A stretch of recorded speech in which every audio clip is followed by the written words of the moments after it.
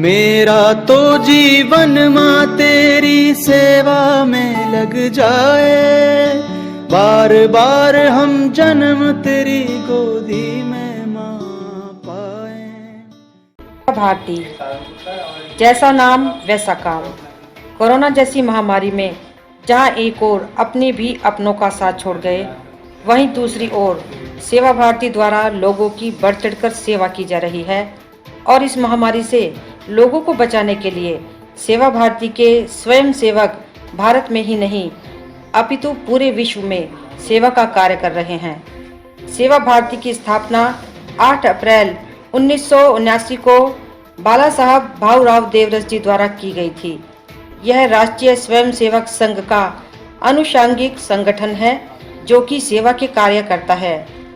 देश में जब भी कोई विपदा या आपदा आई, उस समय सेवा भारती ने नर सेवा ही नारायण सेवा को आधार मानकर अपना कार्य किया है। राष्ट्रीय स्वयंसेवक संघ के स्वयंसेवक संपूर्ण तन मन धन सर्वस्व समर्पित इस वाक्य को अपना आधार मानकर देश हित के सेवा कार्य में लग जाते हैं और डटकर हर समस्या का सामना करते हैं। किसी भी प्रकार की विपदा देश में आने पर राष्ट्रीय स्वयंसेवक संघ के स्वयंसेवक सेवा के लिए तैयार रहते हैं। कोरोना महामारी में जहां सरकार, प्रशासन व पुलिस प्रशासन और अलग अलग संस्थाओं के लोग कार्य कर रहे हैं, वहीं सेवा भारती के सदस्य अपना जीवन जोखिम में डालकर लोगों का जीवन बचा रहे हैं। मैं राकेश वीर, राष्ट्रीय स्वयंसेवक संघ अपने सहारनपुर विभाग का विभाग संचालक का दायित्व मेरे पास है। जैसे कोरोना काल चल रहा है, इसमें क्या क्या आपके संस्था क्या क्या काम कर रही है और कैसे लोगों की मदद कर रहे हैं? जिस समय कोरोना लगा उसी समय एक जो भय की स्थिति जो समाज में हुई थी, सबसे पहला काम हमने उस भय को दूर करने का प्रयास किया। और जो एकदम जो दिक्कत आई कि हॉस्पिटल में लोग की जगह नहीं मिल रही है, हमने सब अपनी एक टीम बना के सेवा भारती की एक टीम बनाकर हमने जगह हॉस्पिटलों से संपर्क किया और पता किया कि कहाँ कहाँ पर कितनी जगह है। उसके अलावा जैसे ही वहाँ पे उनके लोग भी आते थे और जो उनके लिए भोजन की व्यवस्था, क्योंकि जहाँ तामीरदार होते थे उनको तो वहाँ भोजन नहीं मिलता था, सारे के सारे ढाबे वगैरह सब बंद हो चुके थे। चाहे मेडिकल कॉलेज हो, चाहे बजोरिया हॉस्पिटल हो, जो भी लोग आते थे उनके लिए हम ये सब व्यवस्था करते थे। इसके तुरंत बाद जैसे जैसे लोग जो ऐसी खबरें आने लगी कि मृत्यु होने लगी, तो मृत्यु के समय उनके परिजन भी एक तरह से प्रतिबंधित थे या आना नहीं चाहते थे। ऐसे लोगों के संस्कार हमारे यहाँ जो टीम बनी थी राहुल जाम और संचित अरोड़ा के साथ मिलकर, वो टीम जो लगातार संस्कार करती रही। और एक कभी ऐसा भी हुआ कि एक ही दिन में 24 संस्कार उन्होंने किए। 25 करीब 200 के आसपास लगभग उन्होंने संस्कार कर दिए। जहाँ जहाँ भी हम लोगों के पास जैसे कि कोई लिस्ट आती थी कि हम पूरे वाच करते थे कि इतनी सूची आज कोरोना पीड़ितों की हुई है, हम सबको 1414 हुए तो 1400 को ही हमने संपर्क करना शुरू किया। और सबसे पहले हम उनसे पूछते थे कि आपके यहाँ दवाई आई या नहीं है, क्योंकि सरकारी तंत्र एकदम जैसे शुरू हुआ तो उसको भी समझ नहीं आया शायद कि कैसे करना है। हम लोगों ने दवाई पहले ही एकत्र कर ली थी और वो पूरे डॉक्टरों की जो एक टीम है उनसे सलाह करके हम उन लोगों को के पास घर घर उनके यहाँ दवाई पहुँचाते थे। पूरे ज़िले में हमने ये काम किया, ऐसा नहीं कि महानगर में किया। इसके अलावा जैसे ही कि उनकी ऑक्सीजन की पता चलता कि कमी हो गई है, तो वहाँ पर हमारे एक कार्यकर्ता उनको तरीका बताते थे कि ऐसे ऐसे ऑक्सीजन की है भाई, आयुर्वेद के तरीके से ऐसे ऑक्सीजन पूरी हो सकती है या नहीं। उनको सिलेंडर की व्यवस्था हम लोगों ने की। हाई रिस्क पे हमने इतना काम किया कि जो सिलेंडर वहाँ से लेकर आते थे वो कोई सैनिटाइज होते नहीं थे, हमारे कार्यकर्ता उनको सैनिटाइज करके या रिस्क करके उनको भरवा के लाते थे, तब उनको हम लोग देते थे। जिस घर में कई लोग पीड़ित हो गए हैं वहाँ पर भोजन की व्यवस्था नहीं थी, तो भोजन की व्यवस्था हम अपने घरों से उनके यहाँ पहुँचाते थे। कुछ लोग कहते थे हम तो किसी का भोजन नहीं करेंगे या थोड़ा शर्माते थे, तो हमने उनकी व्यवस्था एक ऐसे घर से की जो टिफ़िन उनके यहाँ दे के आता था और बाद में कहा कि आप इसको पेटीएम से पेमेंट करा देना। जिन लोगों के यहाँ कोई कमाने वाला नहीं रहा या बिल्कुल राशन की दिक्कत है, हम लोगों की राशन बराबर समाज के इतना बड़ा शहर है, कैसे आपने इसको कंट्रोल किया? हमारे पास टीम है, हमारा संगठन इतना बड़ा है कि हमने अगर एक उदाहरण के तौर पर पूरे अगर महानगर को ले तो हमने 12 नगर बना रखे हैं। 12 नगर में 8-8, 9-9 बस्ती हमने कार्यकर्ताओं को बांट रखे। इसी तरह से हमने पूरे जिले को 32-33 भागों में बांट रखा है। और हमारा नेटवर्क क्योंकि ये तो हमारा दैनिक का काम, कोई भी आपदा आती है तो उस आपदा के लिए हम सदैव तैयार रहते हैं। आज ही नहीं है, कोई सी भी आपदा रही है। पिछले वर्ष तो हमने हज़ारों लोगों को हमने यहाँ से भेजा है, उनके लिए भोजन की व्यवस्था की है। वो तो कुछ भी नहीं था। पिछले बार का जो अनुभव था वो हमने इस बार पूरा का पूरा लगा दिया है। अब भी हम दवाई दे रहे हैं। इसके अलावा जो लोग ठीक हो जाते हैं उनकी हम उन लोगों से बात करवाते हैं जो बीमार हैं, क्योंकि मानसिक रूप से बीमार आदमी बहुत कमज़ोर होता है। फिर भी अगर वो ठीक नहीं होता तो हम संत समाज की भी राशन किट में क्या क्या देते हैं? राशन किट में हम दाल देते हैं, चीनी देते हैं, 2-3 तरह की दाल होती है, मसाले देते हैं और ब्रेड भी हम देते हैं और तेल वगैरह हम सब उसमें देते हैं। दवाई की हम बराबर अब भी उनकी व्यवस्था करते हैं। क्या चुनौती सबसे ज़्यादा आई आपको? जैसे सबसे ज़्यादा चुनौती तो हमारी हॉस्पिटल को एडमिट कराने की आई है कि हॉस्पिटल को कहाँ ले जाएं। कभी कभी तो ऐसी भी स्थिति है कि एक तरह से कि हम असहाय भी नज़र आए हैं।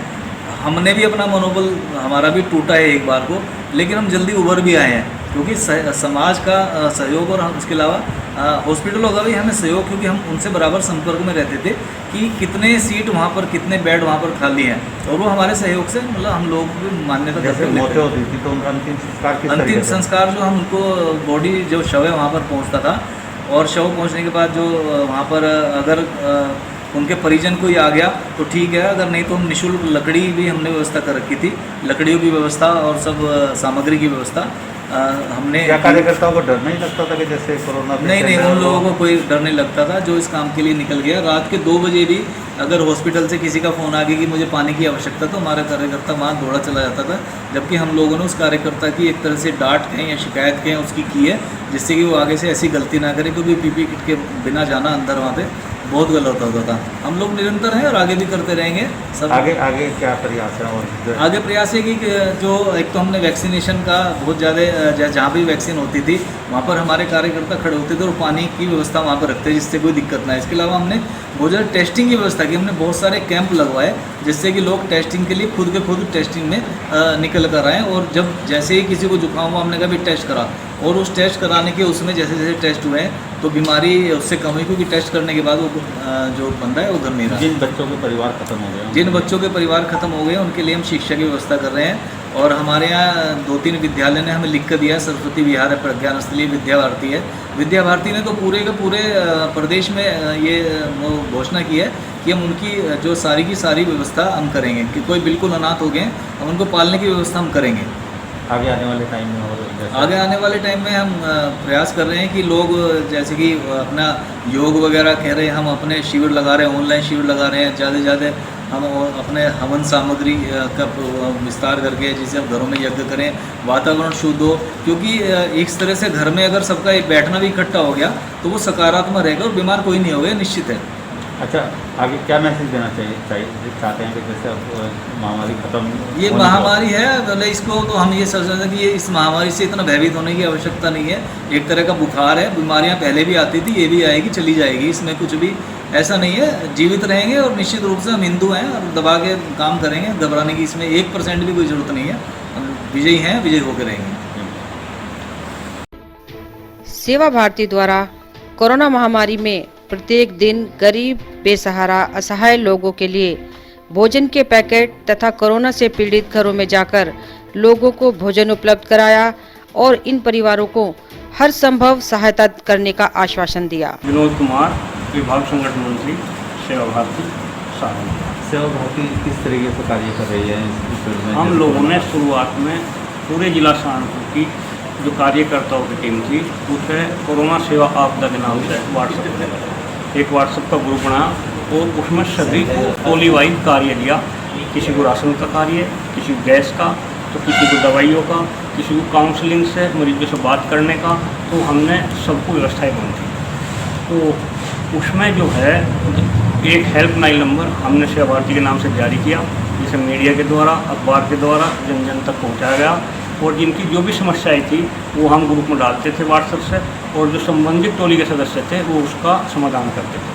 हमने सहारनपुर ही नहीं बल्कि जो अदर प्रदेश के अंदर या दूसरे प्रदेश के अंदर जो समस्याएं आती थी, हम वहाँ संबंधित जो उसके अधिकारी थे उन्हें फॉरवर्ड करते थे, वहाँ पर भी उनकी समस्याओं के समाधान किए गए।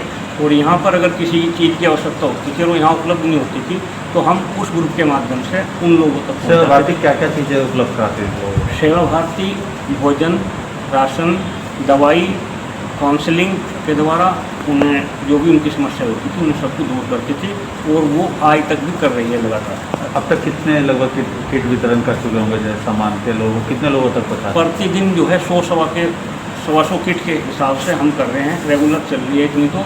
और भोजन की व्यवस्था भी हम 100-125 परिवारों को कर रहे हैं लगातार। आगे कब तक चलेंगे?